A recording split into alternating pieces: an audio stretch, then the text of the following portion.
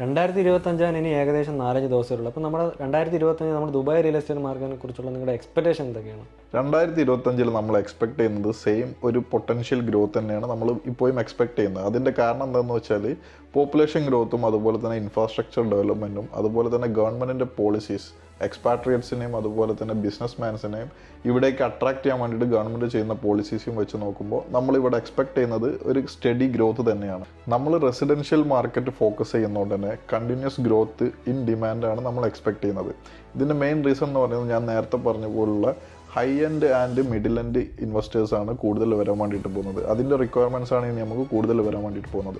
ഈ മിഡ് എൻഡിൻ്റെ കാരണം എന്താണെന്ന് വെച്ച് കഴിഞ്ഞാൽ നമ്മുടെ പോപ്പുലേഷൻ കൂടുമ്പോൾ നമുക്ക് അഫോർഡബിൾ ആയിട്ടുള്ള ലിവിങ്ങിനുള്ള ഹൗസിങ് നമുക്ക് റിക്വയർമെൻ്റ് ആയിട്ട് വരുന്നുണ്ട്. അപ്പോൾ അതുകൊണ്ട് തന്നെ മിഡിൽ റേഞ്ച് ആയിട്ടുള്ള യൂണിറ്റുകളുടെ സപ്ലൈയും അതുപോലെ തന്നെ ഡിമാൻഡും കൂടിയിട്ടുണ്ട്. അതുപോലെ തന്നെ സപ്ലൈയും കൂടേണ്ട ആവശ്യകത ഉണ്ട്.